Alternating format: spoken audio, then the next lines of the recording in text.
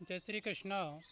प्रिय सज्जनों, आज पुनः आप हम लोग यूट्यूब चैनल रमेश शुक्ला एनजीएच के माध्यम से पुनः तंत्र शास्त्र पर बहुत ही सुंदर, बहुत ही रहस्यमय, बहुत ही गोपनीय और प्राचीन हमारे आर्य ऋषियों द्वारा, राज ऋषियों द्वारा, देवर्षियों द्वारा, तंत्राचार्यों द्वारा जो तंत्र शास्त्र भगवान श्री कालों के काल महाकाल बाबा वैद्यनाथ काशी विश्वेश्वर ने जो तंत्र शास्त्र का निर्माण किया, जो हमारे आपके विश्व के कल्याण के लिए बाबा ने जो तंत्र शास्त्र की रचना की, उस तंत्र शास्त्र पर मैं आचार्य रमेश शुक्ला आपके समक्ष बहुत ही सुंदर, बहुत ही रहस्यात्मक, गुप्त इस रहस्य को आपके सामने उजागर कर रहा हूँ। मुझे इसे उजागर करते हुए बड़ी प्रसन्नता हो रही है कि आज के इस विज्ञान के युग में, इस चकाचौंध के युग में व्यक्ति तंत्र शास्त्र को, मंत्र शास्त्र को, यंत्र शास्त्र को, यहाँ तक कि अपने संस्कारों को, यहाँ तक कि अपनी सभ्यता को, यहाँ तक कि अपने सनातन धर्म को पश्चिमी देशों की आई हुई इस विदेशी संस्कृति के प्रभाव से बिल्कुल भूला हुआ है। विदेशी संस्कृति ने हमें दिया किया है, हमारी संस्कृति को नष्ट करने का पूरा प्रयास किया जा रहा है, फिर भी हम मूर्ख लोग उसको फॉलो कर रहे हैं, उसे मान रहे हैं। हमारे बच्चे, हमारे परिवार के लोग, हमारे समाज के लोग, हमारे देश के लोग उस संस्कृति की तरफ बढ़ रहे हैं। आज माता पिता अपने बच्चों को कॉन्वेंट स्कूल में पढ़ाते हैं, जो बच्चे प्रणाम करना नहीं जानते हैं, जो बच्चे माता पिता से सम्मानजनक शब्द में बोलना नहीं जानते हैं, आए हुए अतिथि को प्रणाम नहीं करते हैं। पूर्व समय में हमारे ऋषि मुनियों ने जो हमारी संस्कृति की रचना की, हमारे धर्म की रचना की, उसको हम ना भूलें। अगर ऐसा ही चलता रहा तो आगे आने वाले समय में पुनः हमारा भारत गुलाम हो जाएगा। गुलाम तो आज भी हुआ है। महान क्रांतिकारी लोगों ने हमें जो आज़ादी प्रदान की, उस आज़ादी से हमें क्या प्राप्त हुआ? अंग्रेजों को हमारे श्रेष्ठ क्रांतिकारियों ने देश से निकाल दिया, देश से भगा दिया, अपने प्राणों को न्योछावर कर और हमें आज़ादी प्रदान कर दी। दे दी हमें आज़ादी बिना खड़क बिना ढाल के। गांधी जी ने तो ये भजन गा दिया, क्योंकि वह अहिंसा के पुजारी थे। पर आज़ादी बिना खड़क के भी नहीं मिली है और बिना ढाल के भी नहीं मिली है। अगणित लोगों ने अपने प्राण को न्योछावर किया इस भारत माता के ऊपर, जब हम अपने घर में आज सुरक्षित और आज़ाद बैठे हुए हैं। परंतु वो आज़ादी का महत्व हम नहीं समझ रहे हैं। उस आज़ादी से हमें क्या प्राप्त हुआ? उस आज़ादी से हमें ये स्वतंत्रता प्राप्त हुई कि पहले का व्यक्ति अंग्रेजों के समय, मोमेडन काल के समय स्वतंत्र नहीं था। वो कहीं घूम फिर नहीं सकता था, कहीं अपनी बात को बोल नहीं सकता था, कहीं अपने विचारों को प्रकट नहीं कर सकता था, कहीं अपने धर्म को उत्सव नहीं मनाया जा सकता था। अपनी ही ज़मीन पर अपनी फसल नहीं बो सकता था, ईमानदारी की बात को कह नहीं सकता था।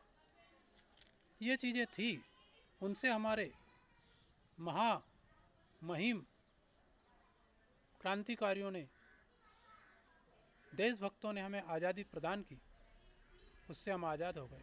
उनका धन्यवाद है, उनको सत सत नमन है।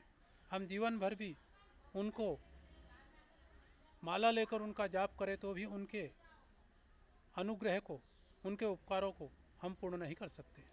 ये बात 100% सत्य है। परंतु आज हम विदेशी संस्कृति के गुलाम होए हुए बैठे हैं। आज नशे के गुलाम हो रहे हैं। आज हम देखते हैं समाज में नशा कितना फैल रहा है, प्रदूषण कितना फैल रहा है। नशे का प्रदूषण, विदेशी संस्कृति का प्रदूषण। आज फिल्में बनती हैं, फिल्मों में महिलाएं कैसे कैसे कपड़े पहनकर, वो लोग तो अपना धंधा कर रहे हैं, वो महिलाएं तो अपना धंधा करने के लिए, दो पैसा कमाने के लिए कम कपड़े पहन रही है और ज़्यादा पैसे कमा रही है, परंतु उनको हमारी बहन बेटियाँ, हमारी बच्ची फॉलो कर रही है। ये गलत बात है। हमारी बहन बेटियों को, हमारी बच्चियों को, हमारी बहुओं को हम ये शिक्षा दें, ये समझाएं कि विदेशी संस्कृति के प्रभाव में पड़कर हम अपनी संस्कृति को ना भूलें। अगर हम अपनी संस्कृति को भूलेंगे तो आगे आने वाली पीढ़ी को हम क्या देंगे, इस पे ज़रा विचार करें। अब अगर डायरेक्ट हम अपनी बहन बेटियों से, बच्चियों से, बच्चों से कहेंगे तो इस बात का प्रभाव उनको गलत होगा। तो इसके लिए एक सुगम तरीका है कि आप उनको संस्कार से जोड़िए, सत्संग से जोड़िए, कथा भागवत से जोड़िए, रामायण गीता से जोड़िए। आप उनको सत्संग में ले जाएंगे, आस्था, संस्कार, दिव्य ऐसे चैनलों पे जो कथाएं आती है, ऐसे धार्मिक चैनल जो यूट्यूब पे आज बनाए गए हैं और जिन पे अच्छी बातें डाली जाती है, वो आप अपने संतान को दिखाएं और उसकी आदत डालें। उनको एक दिनचर्या बनाएं कि आपको 20 मिनट नित्य प्रवचन सुनना है या 20 मिनट आपको नित्य गीता पढ़ना है। स्वाध्याय है ये।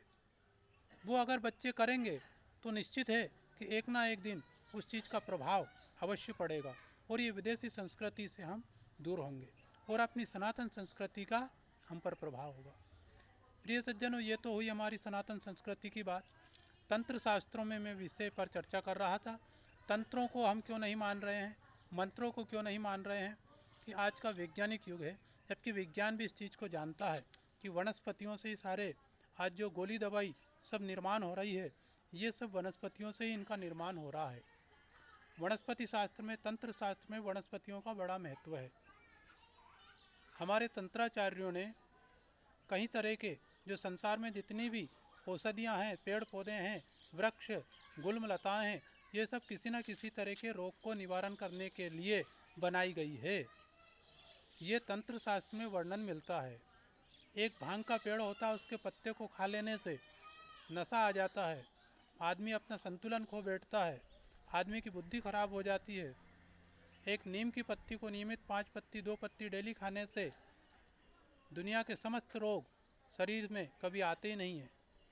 एक औषधि वो है जिसको पशु खा लेता है तो पेशिश हो जाता है, उसे दस्त लग जाते हैं। तुलसी की पत्ती को रोज खाने से किसी तरह के रोग नहीं होते हैं। बिल्व पत्र को खाने से आपके शरीर में किसी तरह के बैक्टीरिया कभी प्रवेश नहीं कर सकते हैं। तो ये सारी जो औषधियाँ हैं, ये जो सारे वृक्ष हैं, ये परमात्मा ने, प्रकृति ने हमें प्रदान किए हैं कि हम स्वस्थ रहे, सुखी रहे, निरोग रहें, इसलिए हमें ये प्रदान किया है। परंतु आज की इस भागम भाग में हम उसको मान नहीं रहे, और अगर हम नहीं मान रहे हैं तो हमारे को ना मानने से कोई चीज़ गलत नहीं हो जाती है, कोई झूठी नहीं हो जाती। अगर आपने अमेरिका नहीं देखा तो अमेरिका ख़त्म हो जाएगा, ऐसा नहीं है। वो अपनी जगह है, आपने नहीं देखा, ये आपकी समस्या है। अगर आप किसी चीज़ को नहीं मानते हैं तो वो चीज़ खत्म नहीं होती है। आज मैं तंत्र शास्त्र में बांदा का प्रयोग का आपके लिए वर्णन कर रहा हूँ। 25 तरह के वृक्षों का, बांदे का मुझे ज्ञान है और जो मेरे गुरुदेव द्वारा मुझे प्रदान किया गया है, जो मैं आप तक पहुँचा रहा हूँ। आज हम बरगद के पेड़ के बांदे की चर्चा कर लेते हैं। बरगद का पेड़ का जो बांदा होता है, अब हम ये जाने कि बांदा होता क्या है। बांदा का अर्थ यह है कि किसी भी वृक्ष पर दूसरे वृक्ष के उगाना को बांदा कहते हैं। यह प्राकृतिक रूप से उगता है। ऐसा नहीं है कि किसी पक्षी ने वहाँ कोई बीट कर दी और जिससे वह पौधा उगाया, ऐसा संभव नहीं है। वो परमात्मा की देन, प्रकृति की देन से एक प्राकृतिक यह बांदे के रूप में जो प्रकट होता है, एक नए वृक्ष के रूप में जो प्रकट होता है, उसे बांदा तंत्राचार्यों द्वारा बतलाया गया है। उसके अनेकानेक प्रयोग है। आम के, जामुन के और महुए के पेड़ पर अधिकांश बांदे ज़्यादा उत्पन्न होते हैं, जबकि नीम के पेड़ पर, बरगद के पेड़ पर, सिरस के पेड़ पर, आंवले के पेड़ पर, बेर के पेड़ पर, बांदे जो उगते हैं वह कम प्राप्त होते हैं। हार श्रृंगार के पेड़ पर भी एक बांदा उत्पन्न होता है। ये भाग्यशाली लोगों को प्राप्त होता है और जिनको मिल जाए उनके यहाँ समझिए कि लक्ष्मी माता की कृपा ही उनको हो गई है। उस वृक्ष के हार श्रृंगार के वृक्ष के बांदे के बारे में भी मैं आपको जानकारी दूंगा। 25 तरह के वृक्षों के बांदे की मुझे जानकारी है मेरे गुरुदेव द्वारा। मैं 25 तरह के वृक्षों के बांधों का ही आपके सामने रोज वर्णन करूंगा। आप क्रम से इस चैनल को देखेंगे तो आपको सब जानकारी मिलेगी। आज हम बरगद के पेड़ के बांदे के लिए चर्चा कर रहे हैं। बरगद का पेड़ अर्थात बड़ का पेड़ के ऊपर जो बांदा उगे वह बांदा के चिकने पत्ते होते हैं, लाल पत्ते होते हैं और उसमें जो फूल आते हैं वो फूल जो है लौंग के समान होते हैं, लाल कलर में कुछ होते हैं।